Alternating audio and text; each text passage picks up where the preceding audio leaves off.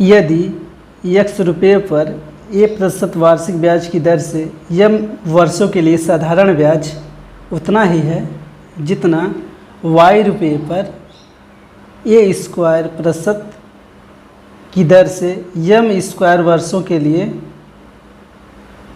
तो x और y का रेशियो किसके बराबर होगा। प्रश्न के अनुसार देखिए,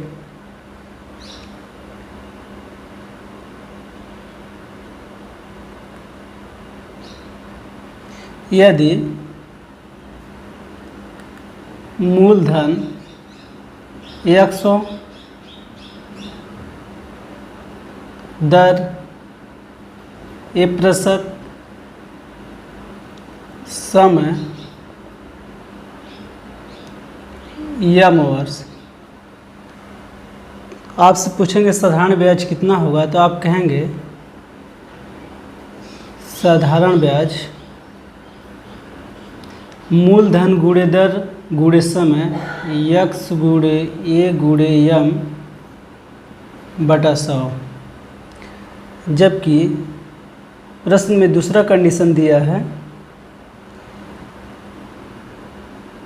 कि मूलधन y रुपया, दर a²%, समय m² वर्ष। तो आप कहेंगे इसका जो साधारण ब्याज होगा मूलधन गुणे दर गुणे m² बटा 100। प्रश्न में कह रहा है इन दोनों तरह से आए साधारण ब्याज आपस में बराबर है। तो आप कहेंगे जब साधारण ब्याज बराबर है तो x गुणे a गुणे m बटा 100 बराबर y गुणे a² गुणे m² बटा 100 बराबर होगा। 100 से 100 कैंसिल, a और m से इसका स्क्वायर कैंसिल, x और बटे इधर क्रॉस गुणनफल करिएगा तो y हो जाएगा, यहाँ बचेगा am और बटा 1। x y का रेशियो am 1। इस प्रश्न का ऑप्शन नंबर बी सही है।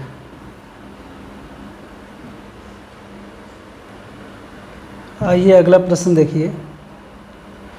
एक व्यक्ति 3 भिन्न स्कीमों में 6 वर्ष, 10 वर्ष तथा 12 वर्ष के लिए क्रमशः 10%, 12% और 15% साधारण ब्याज का धन का निवेश करता है। प्रत्येक स्कीम के पूरा करने पर उसे उतना ही राशि मिलती है, उसके निवेश का अनुपात क्या है। आइए देखिए, एक व्यक्ति 3 स्कीम में इन्वेस्ट करता है। पहला स्कीम है जो 6 वर्ष के लिए कितना प्रतिशत ब्याज लगा रहा है, 10%। जब 1 वर्ष का ब्याज 10% है तो 6 वर्ष का कुल ब्याज कितना होगा, तो आप कहेंगे कि 60% लगेगा।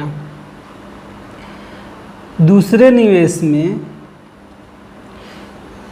10 वर्ष का 12% वार्षिक दर के हिसाब से कुल ब्याज कितना लगेगा, तो आप कहेंगे कि 1 साल का 12% है तो 10 साल का 120% होगा। तीसरे स्कीम में 12 वर्ष के लिए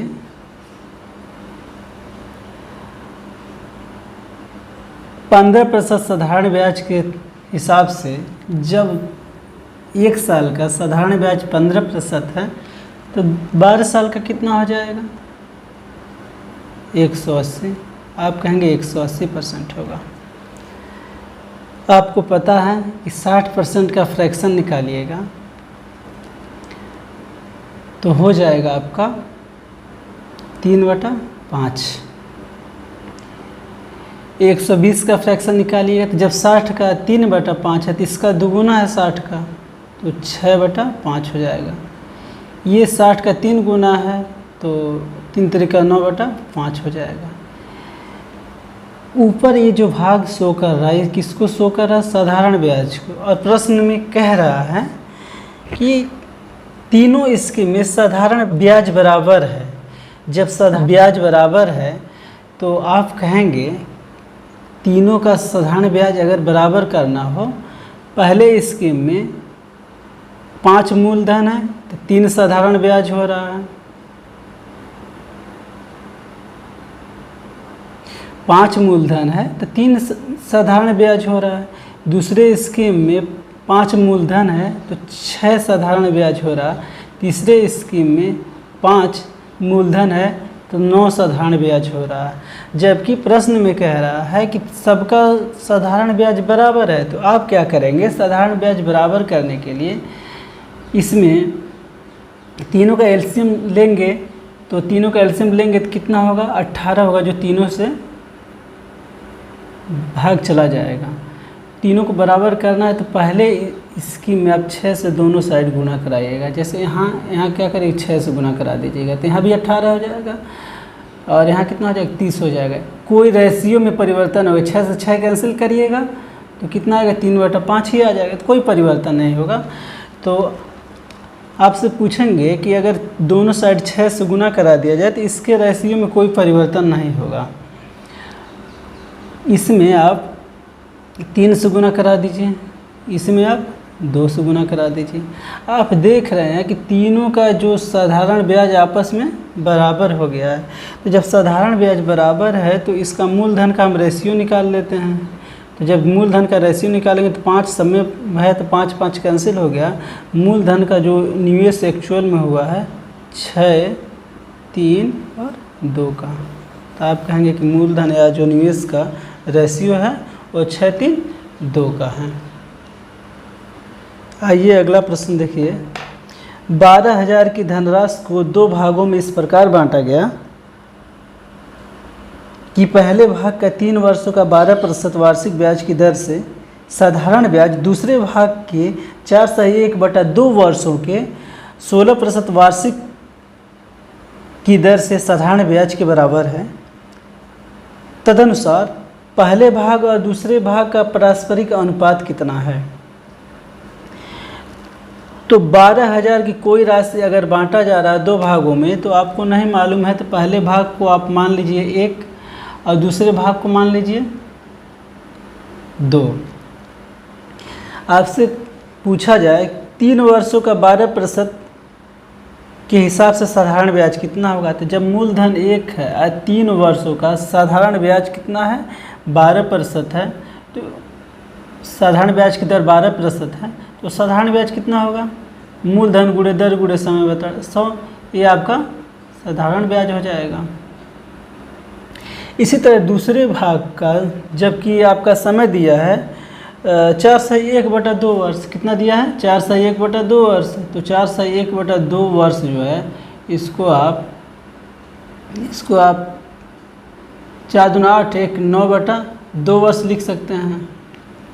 तो मूलधन गुणे समय लिख लीजिए 9/2 और वार्षिक दर क्या है? 16%/100। ये साधारण ब्याज के बराबर है। प्रश्न में दिया हुआ है कि भाग 1 का जो साधारण ब्याज है भाग 2 के साधारण ब्याज के बराबर है। ये दोनों आपस में बराबर है। इसका मतलब ये हुआ कि ये और ये आपस में बराबर होगा। तो 1 × 3 × 12/100 बराबर दूसरा भाग गुणे 9/2 गुणे 16/100। 100 से 100 कैंसिल और 2 से 16 कैंसिल 8 आ जाएगा और 12 × 36 9 × 36 और 4 से कैंसिल करिएगा तो 4 दूना 8। यहाँ 1/1 बचा और यहाँ 2/1 बचा। क्रॉस मल्टीप्लिकेशन कराइएगा 1/2 आ जाएगा बटा 2/1 होगा। 1 और 2 का रेशियो कितना हो जाएगा, 2 और 1 का। इस प्रश्न का ऑप्शन नंबर ए सही होगा। अगले प्रश्न की ओर चलते हैं। पार्थ एक निवेश पर 15% का लाभ अर्जित करता है, जबकि एक अन्य निवेश पर उसे 10% की हानि होती है। यदि उसके दोनों निवेश 3:5 में हो तो उसका कुल मिलाकर के हानि का प्रतिशत क्या होगा। जो निवेश है उसका पहला और दूसरा, तो आप कहेंगे 3 और 5 के अनुपात में है, जबकि उस आदमी को पहले भाग पर 15% का लाभ हो रहा है, जबकि दूसरे भाग पर 10% का हानि हो रहा है। तो प्रश्न में पूछ रहा है कि कुल मिलाकर के टोटल हानि का प्रतिशत निकालिए। तो आप मान लेते हैं टोटल हानि का प्रतिशत x% है, हानि हो रहा है। तो आप एलिगेशन अगर लगाते हैं, एक्चुअली ये नेगेटिव वैल्यू है, तो 15 से ऑलरेडी कम होगा, तो 15 में से इसको घटा दीजिएगा। तो 15 में से घटाइएगा तो ये माइनस जो है प्लस हो जाएगा। और यहाँ क्या है, इसको इसमें से घटाइएगा तो -x में से -10 घटाइएगा तो ये भी प्लस हो जाएगा। आपको पता है कि इसका और इसका जो रेशियो है, इसके निवेश का रेशियो के ही बराबर होता है। तो इसे आप सॉल्व करने के लिए -x + 10 बटा 15 + x बराबर 3/5 क्रॉस गुणनफल कराइए। -5x + 50 बराबर 45 3x। इसको इधर पक्षांतर करिए, इसको इधर करिए, इसको इधर करिएगा तो 8 5 और 3 8 हो जाएगा 8x, और इधर करिएगा तो 50 में से माइनस हो जाएगा 5 आ जाएगा। तो x प्रतिशत जो आ रहा था 5/8 आ जाएगा। इस प्रश्न का ऑप्शन नंबर डी सही होगा। इस प्रश्न को ऐसे भी आप हल कर सकते हैं। पहला निवेश 3 अनुपात में है, दूसरा 5 में है। 3 पर 15% का लाभ हो रहा है। 15% का लाभ होगा तो कितना लाभ होगा, 3 × 15/100।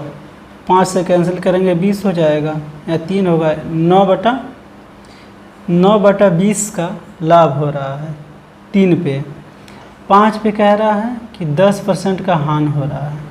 5 पे 10% का हानि, तो आप कहेंगे कि 5 × 10/100। 1 0 से 1 0 कैंसिल, 5 से 1/2, 1/2 का हानि हो रहा है।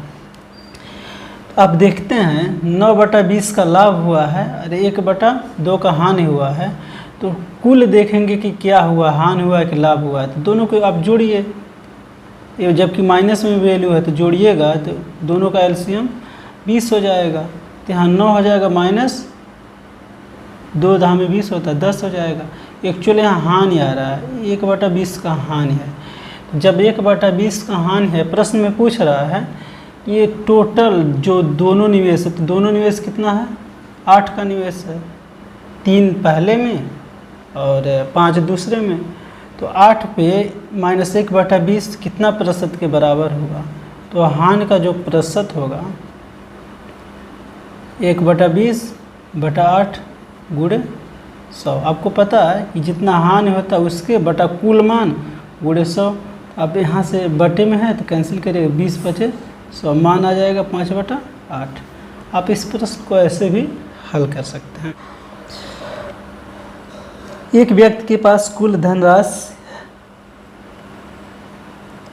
आइए अगला प्रश्न को देखिए।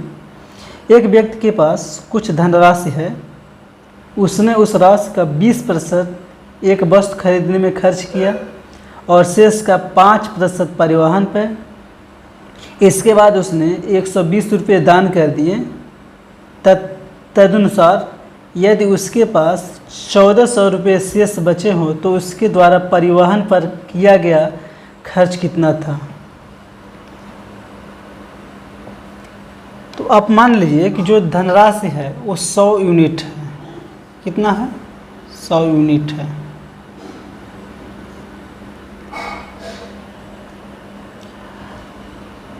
सौ यूनिट में से वह 20% किसी वस्तु खरीदने में खर्च करता है। जब 100 में से 20% किसी वस्तु को खरीदने में खर्च करेगा तो आप कहिएगा कि 20 यूनिट अगर इधर खर्च कर दिया तो जो बचा रहेगा तो आप कहिए कि सर 80 बचा होगा। कितना बचा है? 80 बचा है। आगे जो शेष 80 बचा है इसमें से अगर 5% खर्च कर देता है तो आप कहिएगा कि 80 का 5%, 8 × 40, 4 यूनिट होगा। तो जब 5% एक 4 यूनिट कहाँ खर्च कर दे रहा है? परिवहन पे। परिवहन पे खर्च कर देता है। आप कहिएगा कि जब 4 परिवहन पे खर्च कर दे रहा है तो उसका शेष 76 यूनिट बच जा रहा है। अब 76 यूनिट में उस आदमी ने 120 रुपये दान कर दिया और 1400 उसके पास रह गया। कुल कितना हुआ? 1552। तो 76 जो यूनिट बच रहा है वो 1552 रुपये के बराबर है। तो एक यूनिट का मान कितना हो जाएगा? 76 दूना 152, 20 रुपया। एक यूनिट का मान जब 20 रुपया हो रहा है तो आपसे पूछा क्या जा रहा है? परिवहन खर्च का मान निकालिए। परिवहन खर्च का मान निकालिए। तो आप कहिएगा कि एक यूनिट का मान हम 20 निकाले हैं, परिवहन खर्च 4 यूनिट किया है तो इसमें 20 का गुना करा देंगे। 20 × 80 रुपया उसने परिवहन पे खर्च किया। इस प्रश्न का ऑप्शन नंबर डी। आइए अगले प्रश्न की तरफ। यदि 26,000 की राशि को 3 भागों में इस प्रकार विभाजित किया जाता है कि 2 वर्षों का पहले भाग का 4% दर पर साधारण ब्याज, 6% दर पर दूसरे भाग का ब्याज और 8% दर पर तीसरे भाग का ब्याज परस्पर एक समान हो तो पहला भाग किसके बराबर है? जो राशि दिया गया है मुझे वो राशि कितना है? 26,000 रुपया। तो प्रश्न में दिया है कि 4% दर पर साधारण ब्याज 2 वर्षों के लिए। जब एक वर्ष का साधारण ब्याज 4% है तो 2 वर्ष का कितना हो जाएगा? 8%। 8% कहने का मतलब समझिए आप कि 100 रुपया अगर होगा कोई राशि तो साल में उसको 8 रुपया देना पड़ेगा। 100 रुपया अगर कोई राशि है मूलधन तो 8 रुपया उसको साधारण ब्याज देना पड़ेगा। अगर इस राशि को हम 50 कर दें तो ये राशि कितना देना पड़ेगा? 4 देना पड़ेगा।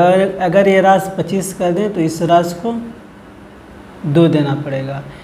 इसका मतलब अगर हम 8% का फ्रैक्शन निकालते हैं तो आप कहिएगा कि 2/25 होगा।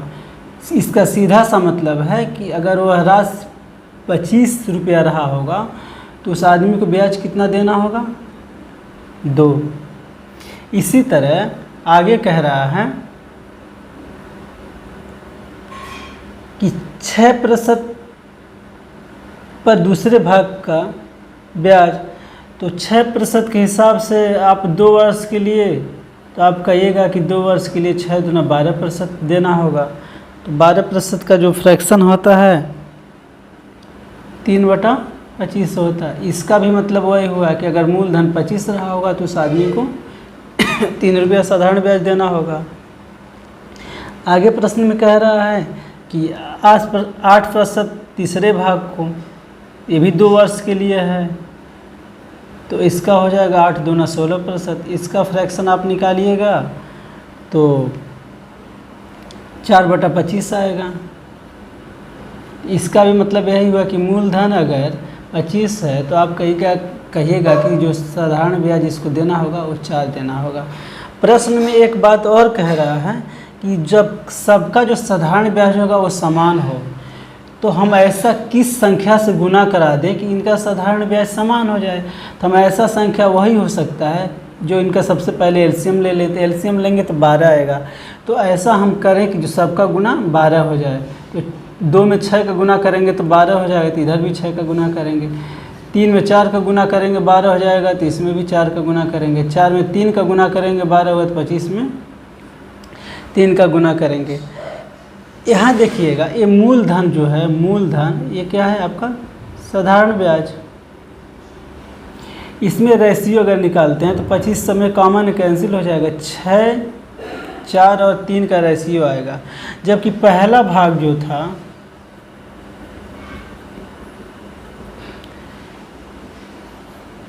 6 यूनिट आ रहा है और टोटल मान कितना 6, 4, 10, 13 यूनिट। इस मूलधन का जो आपका रेशियो का योग है 13 यूनिट है, जबकि मूलधन कितना दिया हुआ है 26,000।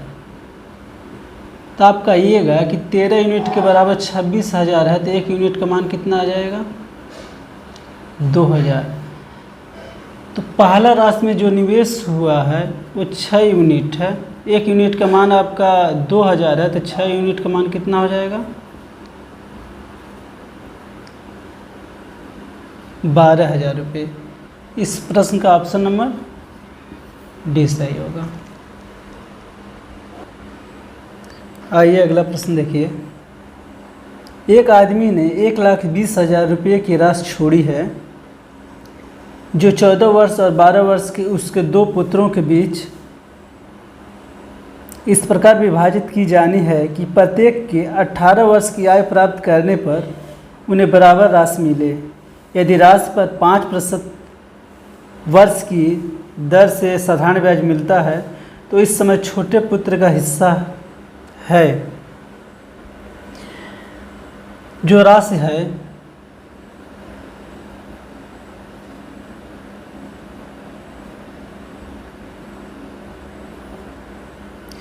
$1,20,000। जो बड़ा पुत्र है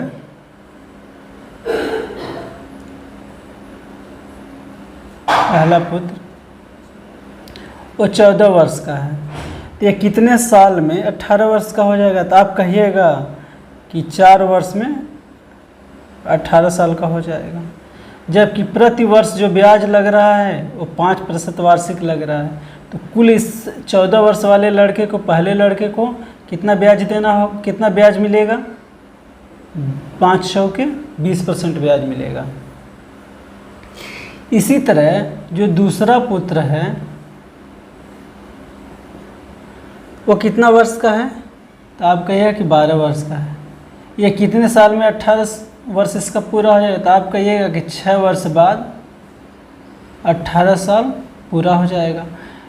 इस दूसरे पुत्र को 5% वार्षिक ब्याज से जब दर दिया जाएगा तो 6 वर्ष का कितना हो जाएगा 30% हो जाएगा। पहले पुत्र को 20% के हिसाब से, तो इसको कुल राशि कितना होगा, एक्चुअली इसका राशि अगर प्रतिशत में देखा जाए तो 100 होगा और जो कुल राशि कितना हो जाएगा 120% मिलेगा। दूसरे पुत्र को 130% राशि मिलेगा। तो पहले पुत्र